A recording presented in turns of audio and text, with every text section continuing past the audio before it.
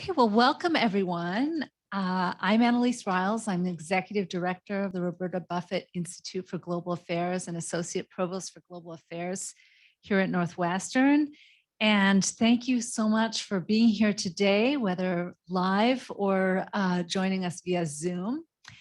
As many of you know, our mission at the Buffett Institute is to foster engagement across boundaries of all kind and really to highlight the remarkable work of those boundary breakers, those people who are changing our world by finding new solutions to our most pressing global challenges. And so in that light, I'm just delighted to have with us today TikTok's Global Chief Security Officer, Roland Cloutier, who is in conversation today with our very own faculty fellow, V.S. Subramanian, who also serves as the Walter P. Murphy Professor of Computer Science in Northwestern's McCormick School of Engineering. Welcome to you both. Thank you very much. Thank you. Great to be here. So Roland brings over 25 years of experience in the military, in law enforcement, and commercial sectors, and is without a doubt one of the leading experts in corporate and enterprise security, cyber defense in the world today. And at TikTok, he has functional responsibility for all of TikTok's cyber, information protection, data defense, operation risk, workforce protection, crisis management, and investigative security operations worldwide. So that's a lot. And look, he looks great. He doesn't seem stressed out. So that's good. I'm only 29 and it looks like this. And VS is a global authority on cybersecurity issues, including malicious behavior on social media. He's a world leader in artificial intelligence, cybersecurity, predictive modeling, probabilistic interference, and machine learning, and of course, counterterrorism. And he's presented on these topics as an expert witness in numerous settings, from the US Senate to the Capitol Hill, to the United Nations, to the Mumbai Stock Exchange.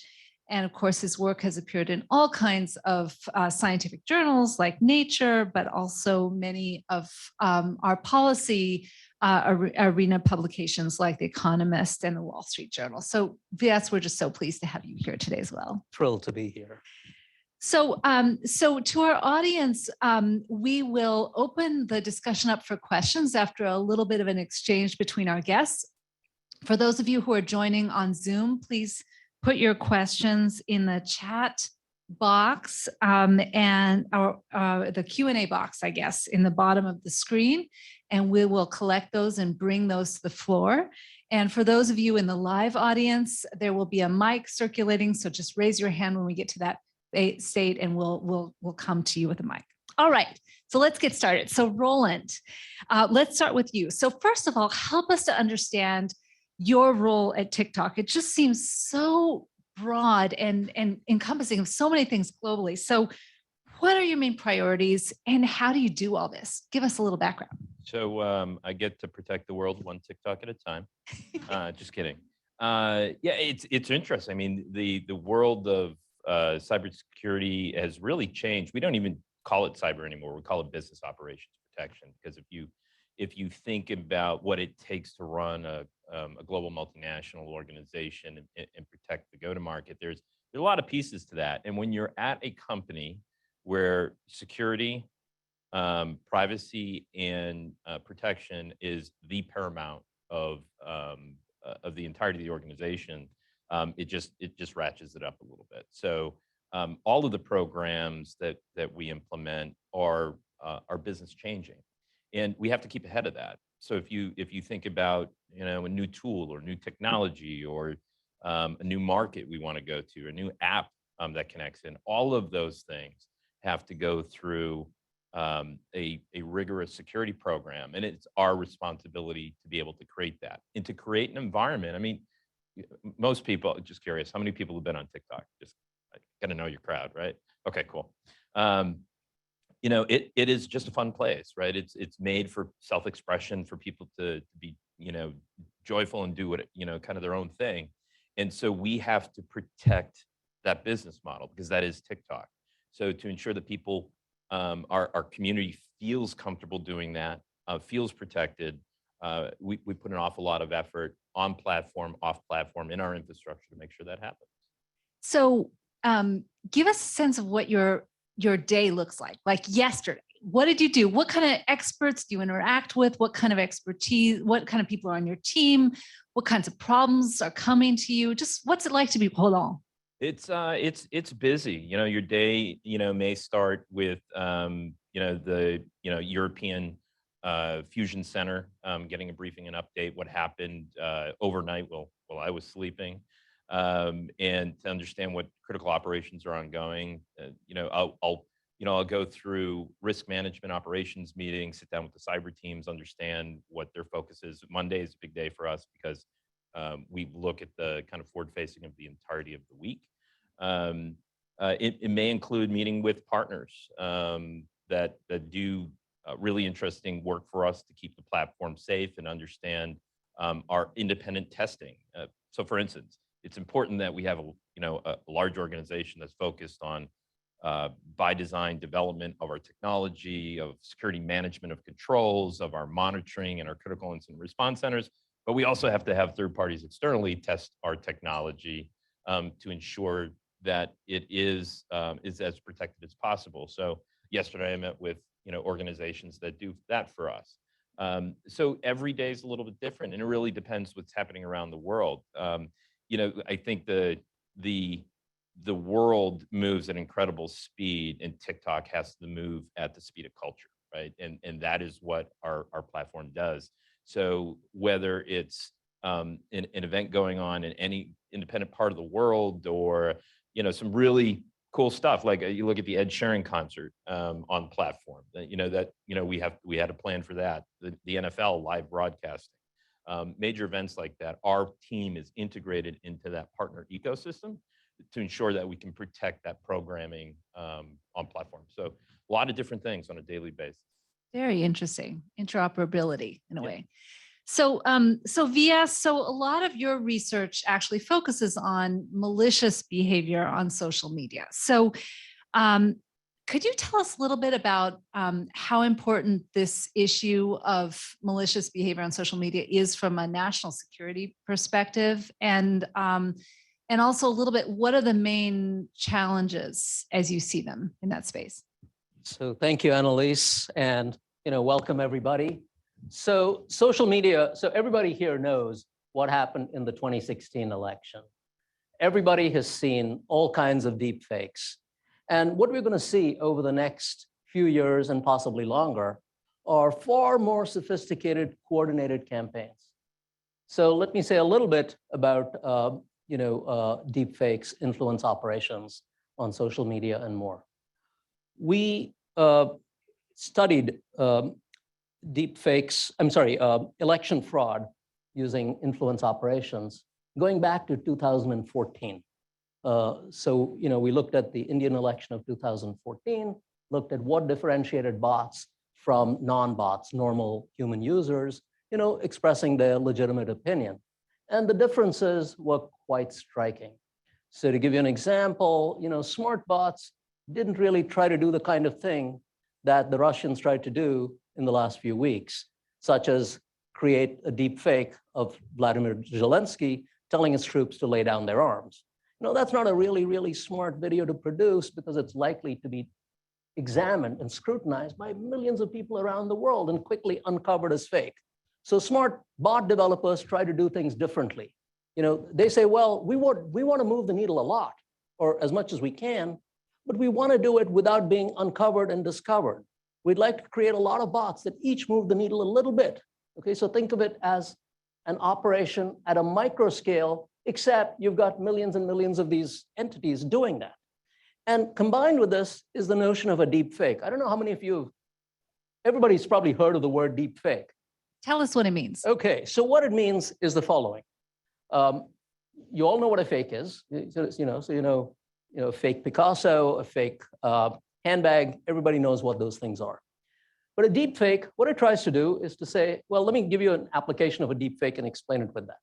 So of late, there have been some really, really cool, good effects of good uses of deep fakes. And what these efforts try to do is to say, well, can we learn a model of how impressionist painters painted?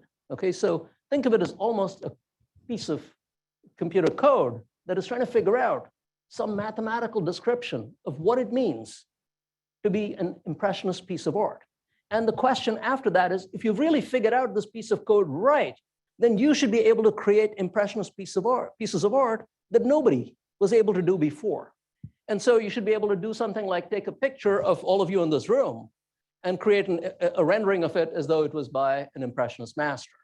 So that's an example of a deepfake in imagery. We have similar deepfakes in the case of text. So for example, a couple of weeks back, I listened to a speaker and she was creating, she was a grad student, she was creating, automatically creating children's stories, all right?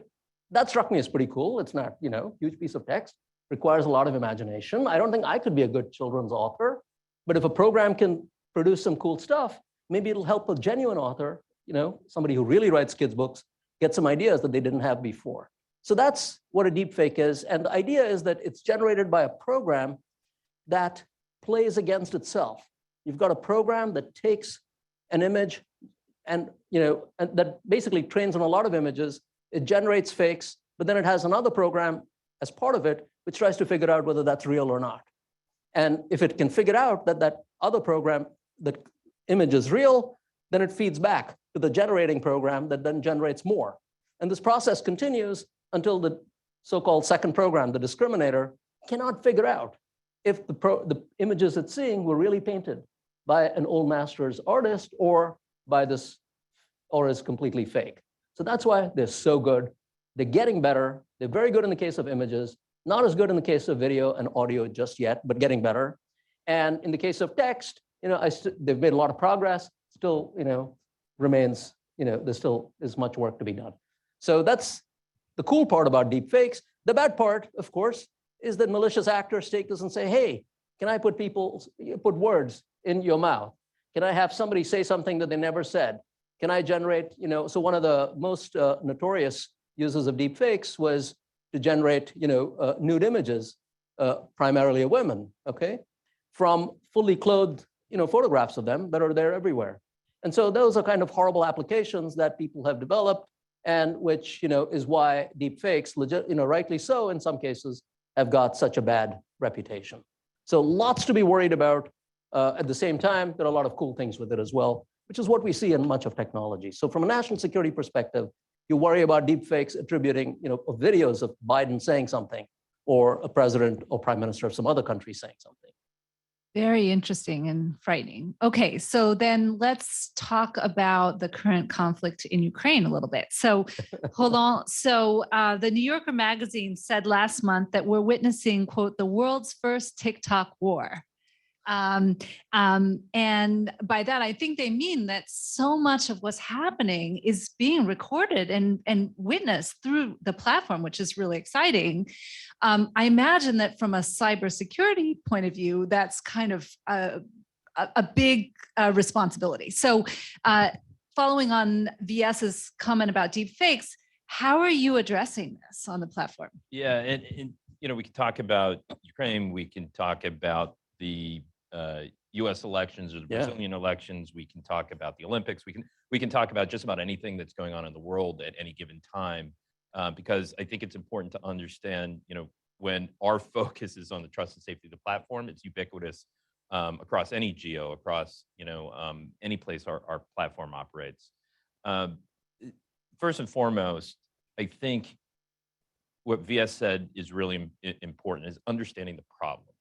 Second to that is applying people, process, and technology to be able to execute against a defensive mechanism to keep it off platform and discover it. And I'll give you, for example, actually, a lot of people don't know this. It's about 96% of violative videos are actually removed before they ever make the platform. So if you think about the billions of videos that are uploaded, daily, weekly, what have you, that 96% of those that violate content or community guidelines are actually removed automatically through AI and through ML.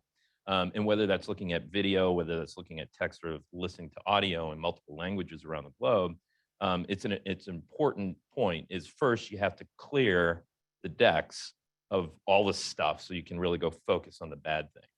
I think the second thing is understanding what is real and not. And then again, this gets back to your automation defense capabilities, but generally talking about bots. So how do you instrument a platform to be able to look at account signups, authentications, locations of folks on platform, likes, follows, all the things that can possibly happen.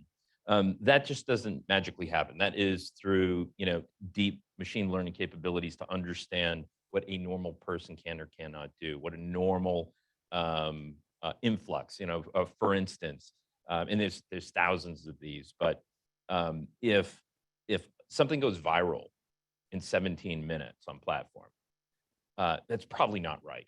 Like there's probably a reason for that. So how does that get identified and stopped, right? So and if VS is normally in Chicago, but I see his identity used in Belarus, and I see it coming from 15 different device types, maybe there's a problem, right? So from a security perspective, the application of this is really looking at automation defense, stopping it before it gets on platform. And when on platform and looking at it from a normalized way, how is it interacting with other technology on platform? So we use deep computer skills to be able to create technology to be able to defend against that. And listen, if it's misinformation, disinformation, we partner with external third parties to validate, because across the globe, what I may say in Boston, I'm a New England kid, how I met VS from up north, is very different than what's probably acceptable in parts of the Middle East. And so understanding culture, context, language skills is really, really important in these. So we partner with external entities, education programs, local social, organizations to really understand how we should apply these technologies. And then of course, fact finders, right? Making sure that we use globally recognized fact organization to understand misinformation and disinformation. Influence operation, you brought up my favorite topic. I've protected critical infrastructure for the last 30 years. I come from federal law enforcement and the military. I get it. And so our focus, again, in influence operation is understanding how people interact with other technology, videos, people on platform. I'm fortunate in my job where we're not a social graph organization. I mean, we don't have groups of groups. You either consume it or you post predominantly. That's how our platform works. So it gives me a limited view that we have to work on. But still, in that context, it's important to understand how individuals or technology is interacting with technology. And so we use deep math skills within our technology subsets to do that. And it's an everyday thing. And we mentioned elections integrity. We mentioned anti-terrorism and national security. But there's a lot of other things. There's illicit crimes and intellectual property and crimes against children and things of that nature that we have to do it all just as good in each one of those areas on a daily basis to make sure it doesn't get on platform, and if it subversively does, be able to remove it and then turn that back into technology to detect it again. So it's an everyday life cycle of defense. Wow. Okay. So you've said dozens of interesting things there. And I want to take just a few of them in turn. So let's start with the AI piece. And maybe, VS, I'll ask you, I mean, you're really an expert in the uses of AI to protect against malicious behavior on online platforms. How good is the AI at doing this, in your opinion? Where are the pain points? Where are the possibilities? Can you give us some background on that? So I think the quick answer to that is AI is far from perfect at this point, but it's still making huge progress, as we just heard from Roland.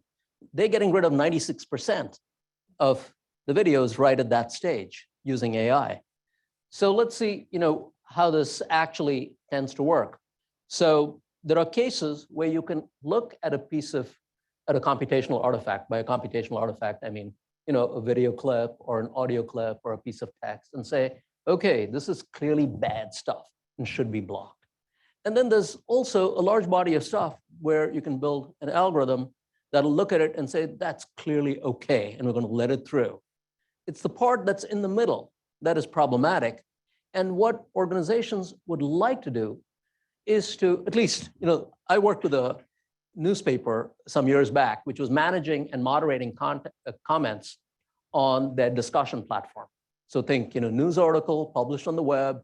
There are, somebody publishes an article in the newspaper, and there's a discussion thread underneath it. And people make comments on the article, they make comments on the comments, et cetera.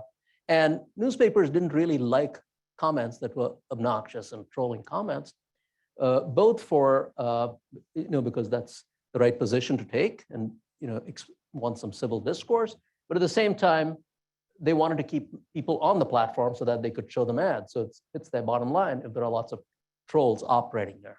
So what they wanted, for example, was very simple. They said, if you say something should be led on the platform, you should be right. If you say something should be blocked, we want that to be right as well, because if we block a legitimate okay comment, that author, just think, you post something on Twitter, and if Twitter were to say, we're blocking this or blocking you, you're going to be pretty upset if there was no cause to do so.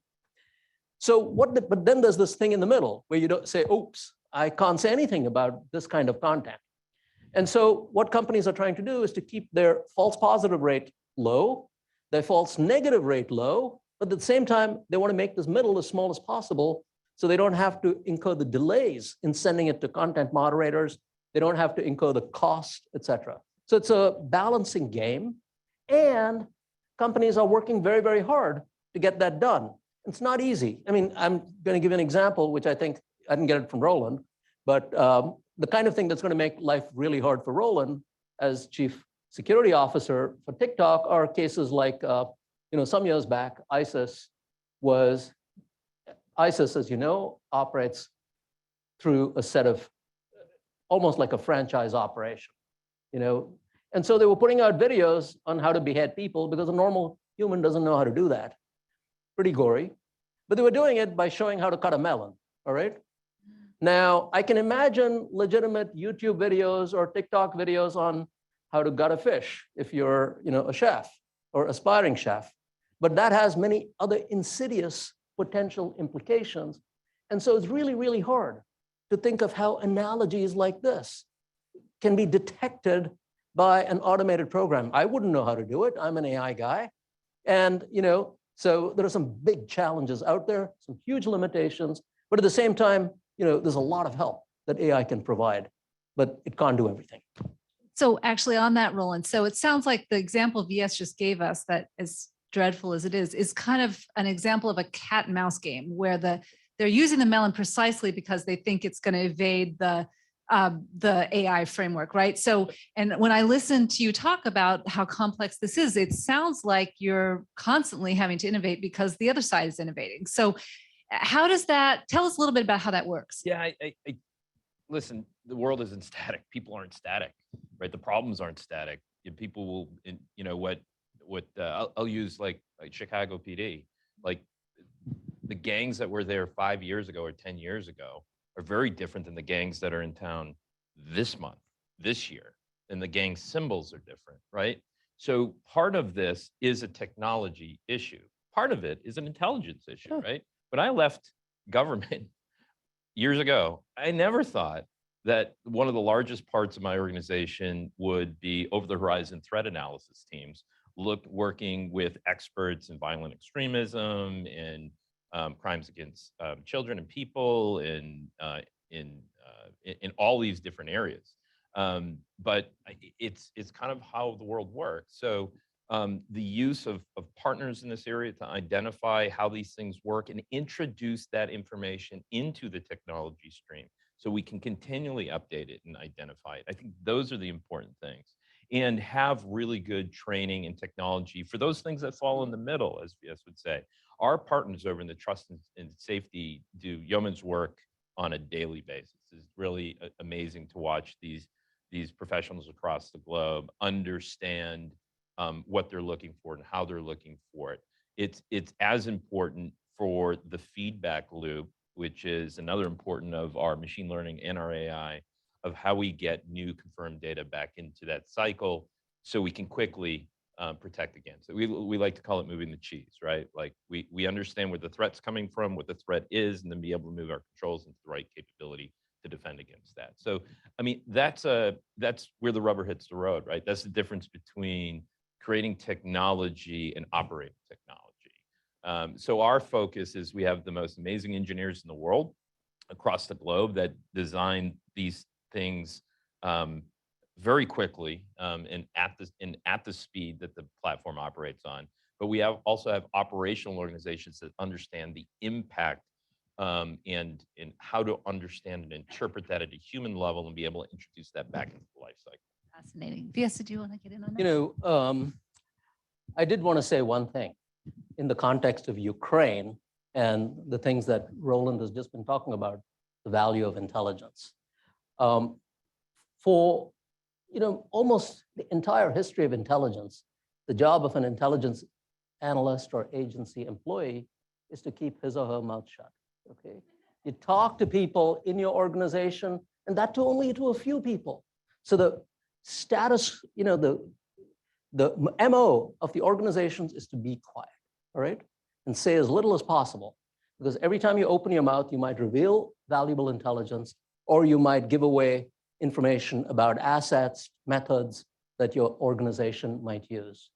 Now, if you look at Ukraine recently, the Biden administration made a very, very important decision, which had a very profound effect on what happened. And that decision, I don't know if they did it knowingly or otherwise, but that decision was to take the predictions put out by the intelligence community to them privately, saying Ukraine is going to be invaded by Russia soon. And they made a decision to make that public. And the consequences of that were the following. One, every social media company knew now that this was coming down the pike. I don't know how much that affected you, Roland. 8 weeks prior. Yeah, 8 weeks prior. They knew. And that means that every social media company had 8 weeks to get moving on focusing on Ukraine. The US government, by doing this, brought incredible resources to the table to fight this war, which is effectively co-opting every social media company, every cybersecurity company, not just in the US, but around the world who's looking for this. And also, men and women on the street. If you look at a lot of what's happening in Ukraine, the fake videos, the fake news that's being put out, some of that is being reported by, just Joe Schmoes and James Schmoes on the street in Ukraine and elsewhere. And that's a huge win. So really, intentionally or otherwise, I don't know, they've brought together this coalition of government entities, allies, companies, and people on the street to fight this war. Everybody who's reporting something about information posted about Ukraine as being false is actually a participant in this war. I mean, intentionally or otherwise, that's a great thing, I would argue. That's fascinating. So, Roland, we don't have to talk about this particular conflict, but when you have an 8-week leeway like that, it's awesome. What do you do? What do you do with 8 weeks? So we're really good at this, right? And we hire folks that come from operational experiences in law enforcement and other large tech groups, and so we know how to respond to critical incidents. And so we have a normalized process that basically we can establish a war room really quickly around the globe. We have we're in the process of updating and building our fusion center. So fusion center is actually a government kind of a government context, but we call them fusion. What's a fusion center? The fusion center is an operating center. Like, think of Cheyenne Mountain, right? Like you're inside the mountain and there's people behind screens and big screens up on the wall, that sort of thing. But what's the important thing about fusion centers are the people. And the people that come together are from cyber defensive operations, critical incident response, Intel group, comes from our trust and safety teams, comes from our issue management teams, come from our legal teams. And so they're all sitting in the same room, or virtually in some areas right now. But so we have these 3 centers of excellence here in DC in the United States, one in Dublin, Ireland that's being built, and one in Singapore for APJ. And they're all interconnected. They're all connected to the same platforms and systems, so they have access to the information. We can operate around the clock, and you can carve out a portion of professional individuals that understand a specific issue. Maybe it's a war, maybe it's elections, maybe it's a public venue event that we're protecting, where we have to set up operations using global standards on how to handle crises, and then they can prepare. What are the potential threats to the event, to the issue, to the platform? Who are the potential actors? What are the known methods that those people use? What are the potential implications to the cyber defenses that we have? And how do you protect an entire continuum? You put plans in place for all of those, and then execute across the different teams through a fusion center. So that's really how that operates. And I think what's interesting, from my perspective, is how you also give that capability back to your community. And this is the first job I've been able to do that, and it's really cool because we create tools on platform, right? So you say that's a violative video because it's maybe it's against our community guidelines for sexual material. Click, we get notified, it gets automatically sent into a queue, it's re-identified through ML and then put to the right team. Maybe it's intellectual property theft, that's inappropriate use of brand, music, you name it. We give, or maybe it's a privacy issue. We put that capability into the billion, monthly active users on platform to have them help us police the community, and have them be responsible for their privacy and give them those tools on platform. It's a very exciting way to engage the community and ensure that not only are we doing the right thing, we're allowing the community to participate in that as well. That is so interesting. So you mentioned cyber war, and VS, I want to ask you about the underlying technology, which is the internet. So I think a lot of us have been. It's going to be big, by the way. This internet. The internet thing is going to be big. I heard, yeah. I heard that. So one of the things I think many people have been surprised about is how good the connectivity has remained in Ukraine through this conflict.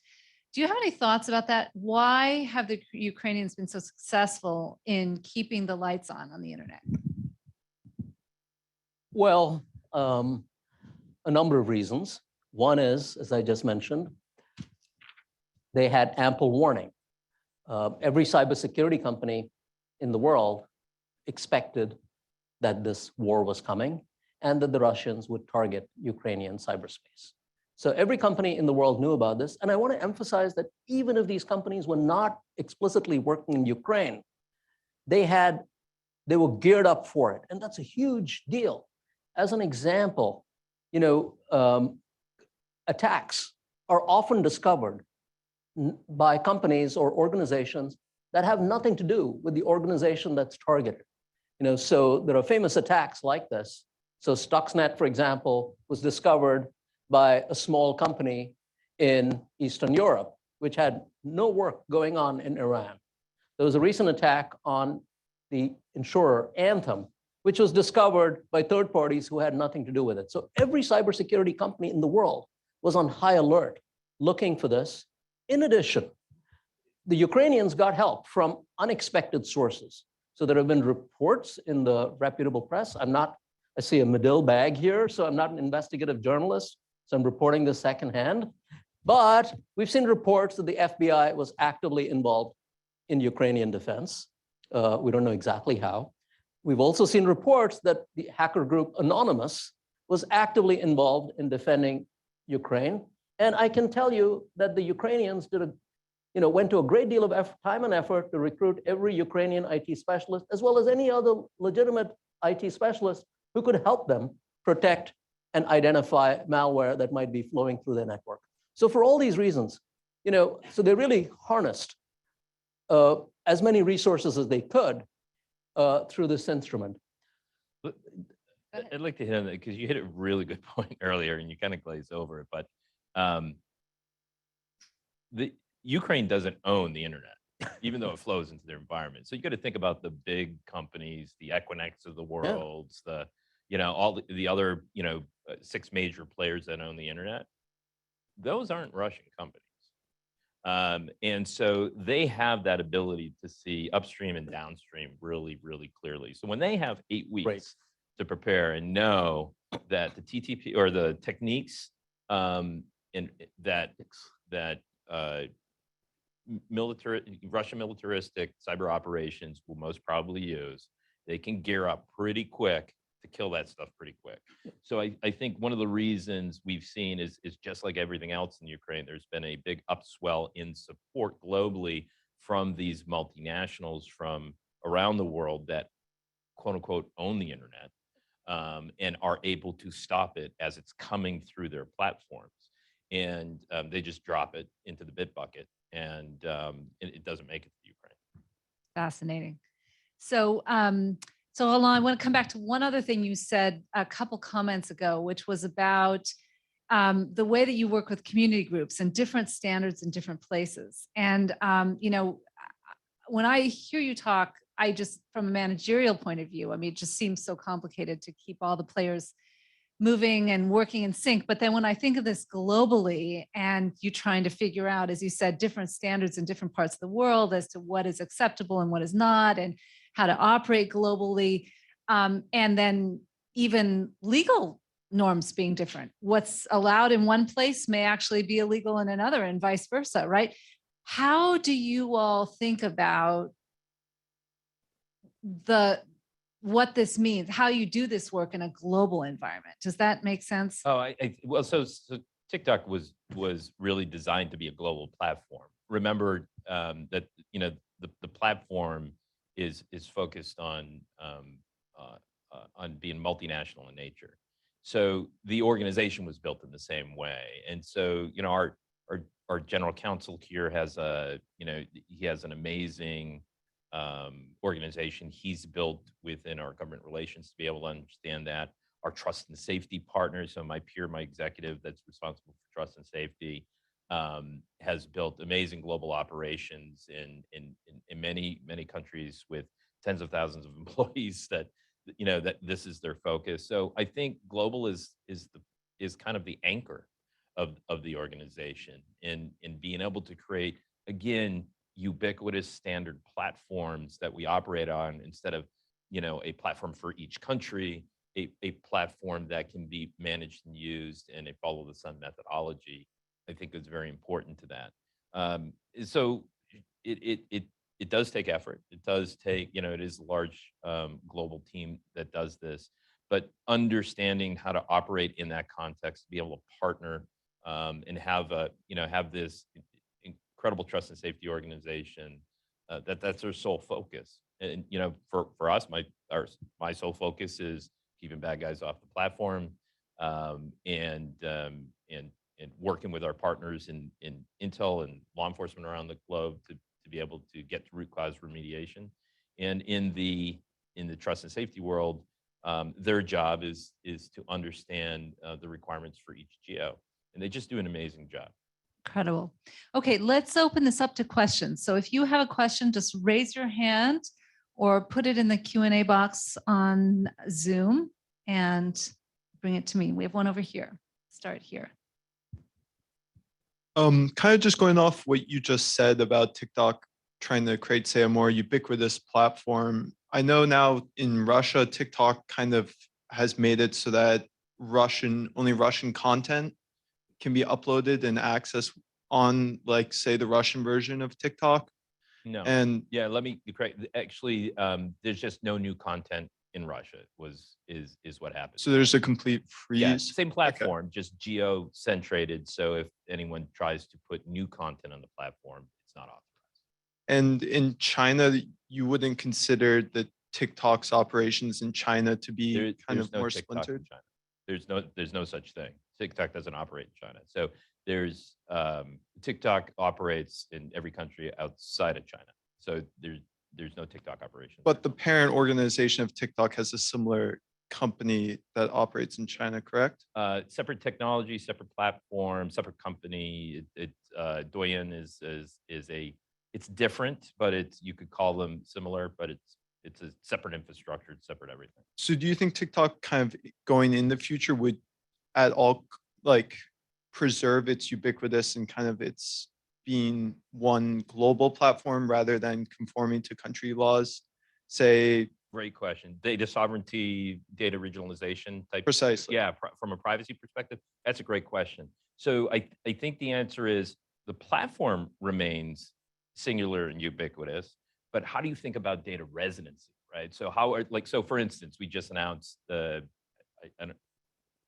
we did announce it, I can say it. Big European regional data center we're in the middle of building in Dublin right now, right? Super excited about it because we can operate portions of the platform out of Dublin and keep data localization for European data instead of in the US and high availability in Singapore. Now we can say, okay, primary data capabilities operate out of Europe. And that's just amazing. So as we think about the future of data regionalization laws and regulation changes, and so they're happening in Europe, obviously.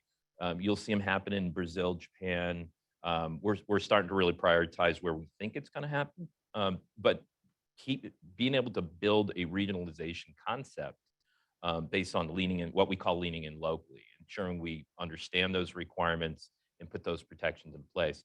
Largest program we've had this year is our data defense and access assurance developments, which automates a lot of those protections and controls. Great question. Great. So we have a question from the Zoom audience about possible architectural changes that could be made to encourage more of the kind of participation that you want. So what about ways to get rid of all these thumbs up or thumbs down or likes, which seem to incentivize more emotional content? What about looking for design ways to slow down the speed at which content is retweeted or reposted, since that seems to spread disinformation faster? Should we consider any of those kinds of changes? That might be outside your scope of Yeah, it's action. outside my scope. I would say that I think those are things that teams look at every day, right? When you think about not just misinformation, disinformation, but implications of influence operations on platform. We have an amazing technology that was introduced that allows actually when we discover any potential interconnected networks and we do the removal, that all of those things remove all at the same time. It's really fantastic. It's not like you have to hunt and peck. So like that certainly is a capability at a platform level. As far as how you would apply that to different, I'll leave that for the product folks. They have great understanding in that space. But on the security side, we've implemented like changes. Wonderful. Question over there.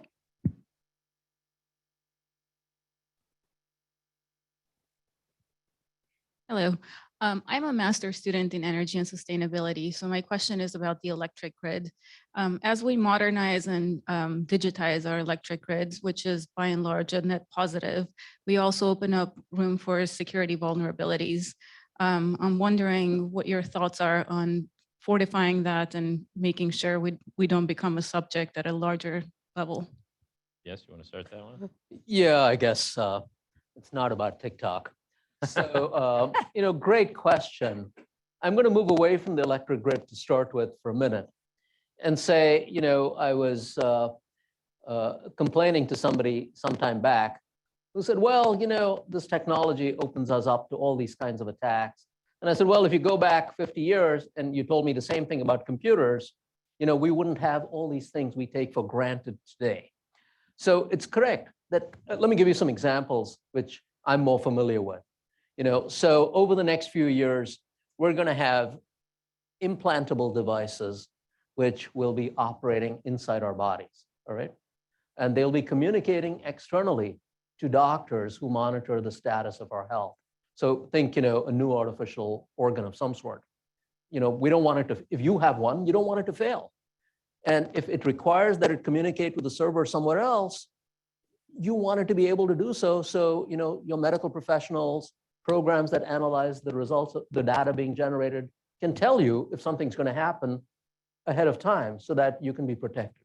So if, if you're, somebody who needs one of these artificial organs, this is a lifesaver, literally, for them, right? But at the same time, it's an opportunity for a malicious hacker to take it over and attack them in some way. All right, ransomware is an easy, piece of attack strategy that comes to mind if the system is not hard. So the key thing is that in computer security, we have this concept called the attack surface. And every time a new piece of code, a new device, whether it's in the energy infrastructure play or somewhere else, every time one of these comes up, the attack surface gets bigger. It delivers some value to us as consumers. But at the same time, if I'm the bad, malicious hacker somewhere, I'm sitting there, smacking my lips and rubbing my hands with glee, saying, oh, goodness, if they haven't protected it properly, then I've got a great opportunity. So the fact of the matter is that we've done a terrible job as a society making people think about cybersecurity when they build these products. Some years back, I was in Israel, and I saw an astonishing demo by one of my friends who had basically shown how to hack an air conditioner to transform it into a listening device, all right? Now, that's energy, right? So if you're an air conditioning expert, somebody who works for a major air conditioning firm, you don't think cybersecurity. You think, energy efficiency. I want to keep the sound low. I want it to, be easily, fixable if something goes wrong. Those are the factors that you think about. You don't think that this could suddenly become a listening device. So what we have to do is to really educate people in many, many different disciplines, especially in engineering, about the cyber risks posed by the cool technology, many cases, that they're inventing, and have them think about that. And from a policy perspective, the government has to set up the incentives right, so that they're incentivized to generate products that are more secure than they might be if those incentives were not present. So that doesn't exactly answer your question, but I hope it goes part way. Yeah. You got me worried thinking about my ladder being replaced by a digital thing. I want to, again, where rubber meets the road on operational side, I think there are programs that are starting to address that. And really, it is about the quality, it's measuring the product quality and have security being a component of that. So for instance, we have a program called Security by Design. From the time that a product person or an engineer imagines something, essentially they have to write it down. And when it goes through that process, it looks at how it's going to be used, what it's going to be used for, what type of data is going to be in it, what does it control or not control, does it need to be encrypted or not? There's a lot of things that the system will automatically ask them, and they have to enter it. And then as they start developing it, our systems and many companies are migrating to this, is as it's being coded, it's being tested and validated in precompiled code to make sure there aren't these type of things introduced into it. And so I'm talking about TikTok, which is important to me, but if you think about IoT devices, in devices that are low code, high functioning, the same practice and principle to the Rockwells of the world and everyone else is important. Is what is it being used for? How do we test it? How does cyber become a component of our quality levels? I mean, we've been doing ISO quality certifications 9001 since probably 1990s, right? This is just another evolution in our capability to do that and to be able to defend that. Further, I think we'll see an advance in third-party organizations really creating next-generation technologies to defend those devices. Great. So we have an interesting question here from the Zoom chat room. Do you have a team at TikTok as part of your security strategy looking at how ordinary users think about security? And if so, what issues are they surfacing? Yeah, that's actually a good one. So we have a mechanism for our users to give suggestion and ideas, and so they're always talking about it, and we get those ideas and we bring them in and we align them to the goals of our security strategy and roadmap in products, and not just in the global security organization and the protection programs, but like in products, there are security specialists that sit in each one of the domain areas to be able to take those and develop them back into the product roadmap, not just the infrastructure defense and the technology automation. So we have layers of security people that do that. And then our folks that do A/B testing, or this concept of, does it work? Is it working for the users? How do the users use it? We use a lot of data analytics to see how users are interacting with that capability. And the third thing we do is we communicate a lot. We're very transparent about what we're going to do and how we're going to do it, and introducing it into the product, and then giving instruction education. So think about some of the things that parents wanted. And so we came up with the Guardian capability, the Guardian app, that parents can help manage their young person. Parents or guardians can manage their young person's use of the app. People thought they were spending too much time on the app, so we introduced the capability of managing your time and getting reminders that you spent too much time on the app. So yeah, users have a huge influence, not just in the usability of the product, but how they use the security within it. So great question. Yeah, we have a question here in the front. Go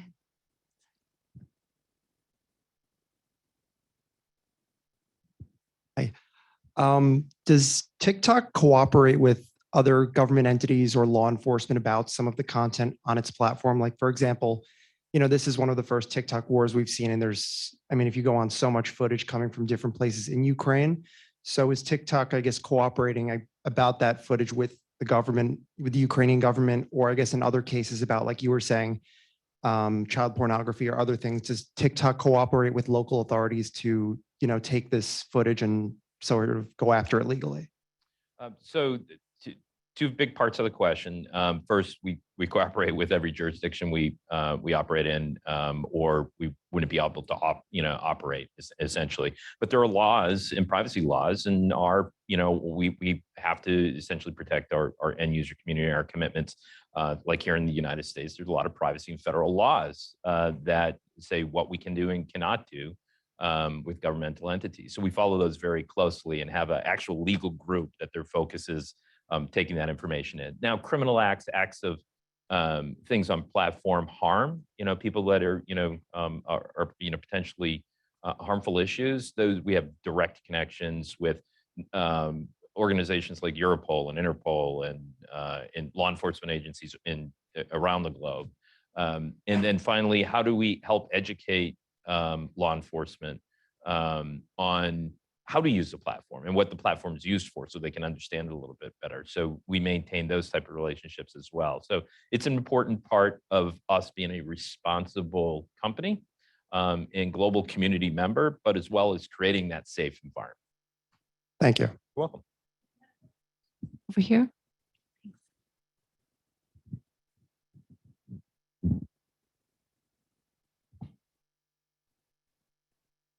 I have a question on the recently announced US-EU data transfer. I think it is right now a framework agreement. I just want to understand, what might be the implication of that, and what is the chance of that being approved as a law in the EU? So you're talking about the new regulatory data between within the EU and the US. I'm a privacy operations expert, not a government regulatory expert. So I would, if my CPO or my chief privacy officer was here, I'd throw it over to her. But it's a little bit, the policies just for privacy is a little bit out of my kind of. Would that be a good news or bad news for global? The countries can agree on frameworks is great for me, right? Because we have to do it in all of the the global jurisdictions. So our technology has to operate at a very specific level to make sure we're meeting that highest standard. And I think the more that you can get countries to agree on standards, technology, and operating methodologies is best for everyone. And then one follow-up question. What is the relationship globally between TikTok and ByteDance overseas? I see ByteDance is also in some of the same market, sometimes with similar product. What is the relationship between the two? Well, so ByteDance is a parent company, has a lot of different technologies. They have everything from VR to gaming to a lot of different products. They don't have a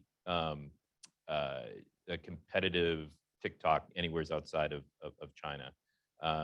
But ByteDance is a global multinational. And so they have operations around the globe with a lot of other cool products as well. Okay, great. So we have another question from the chat is about financial fraud. So we've been talking a lot about political and military issues, but Roland, how much of the malicious activity that you see is related to either financial fraud or money laundering or something like that? And does that, how do you address those issues? Is it any different? Not really. It's not any different. I can't come up with a number saying, okay, 22% of denial of service, 15% is financial crimes. In any platform where money is exchanged, either through e-commerce, gifting, things of that nature, you have to have mechanisms by which to understand money flow and work with partners that help you do that work, and being able to know your customers on platform, understand financial control capability. So we have a financial crimes team. That's their name. That's their full-time job. And it is, again, people, process, and technology. So you hire people that understand money flow and money crimes. And then you have people that look at the end-to-end value chain of what we're delivering and how that money moves. So we use, most people here probably, post-grads have seen some Michael Porter value chain examples. And we kind of use the same methodology is how does the product work, and the subsystems that help do things like financial movement or attribution, where could fraud potentially happen? We do testing and validation against that. We use actual cases, introduce that back, and then we add automation and controls to be able to stop it before it happens, identify it when it does, and being able to react to it really quick through our financial crimes investigators. And so it's an effort, but it's a process-based operation where we can take a business process, break it down, watch the data flow, be able to model that, do testing and analysis, develop the controls, and operate it. And you got to do it every week, right?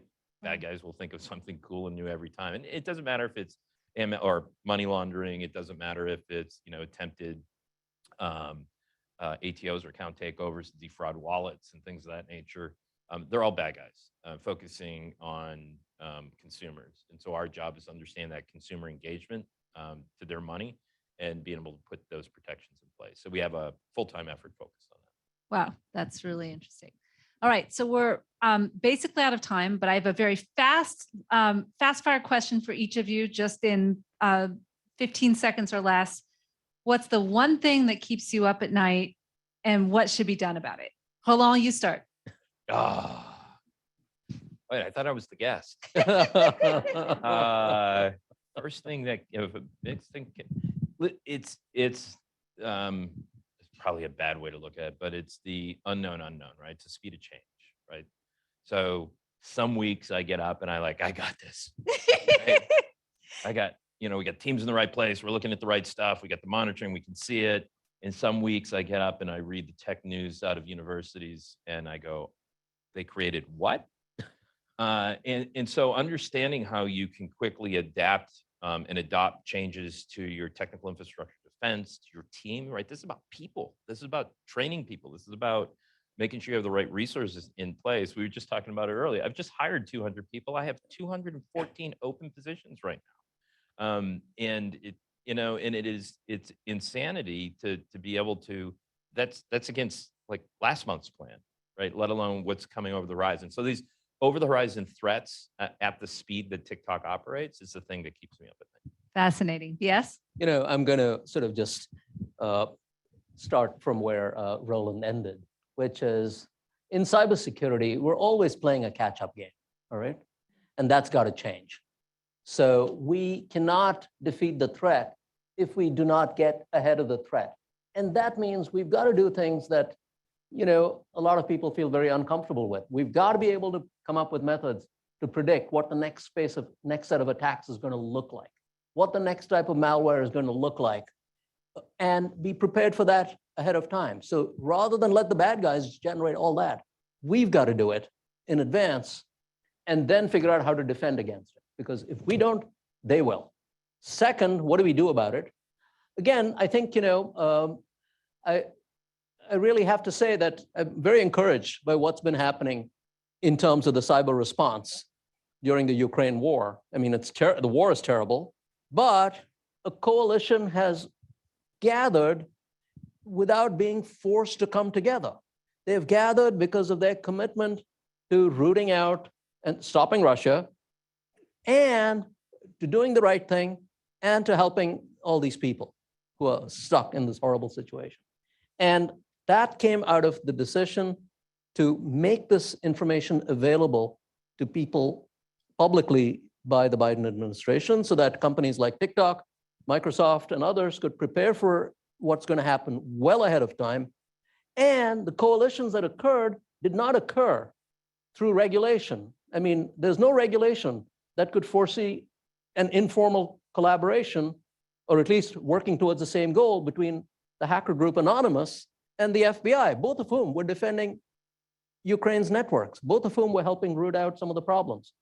So, the fact that these companies, the individuals involved, both in Ukraine and outside, coalesce together around a shared problem suggests that, for the right problems, individuals, companies, government entities will all come together, as long as they have the data and information needed for that to happen. So I'm very encouraged by that. And, on cybersecurity, I'd like to at least close my remarks with that note. That's great. That's great. Well, values matter and as well. So this is great. So clearly this is one of the most important issues in global affairs today. And it's really exciting to have you here, Roland. I just want to thank you both for this really frank and forthright conversation about something of critical importance, and also for the amazing work that you do. And thank you all for being here. Thank you. Thank you.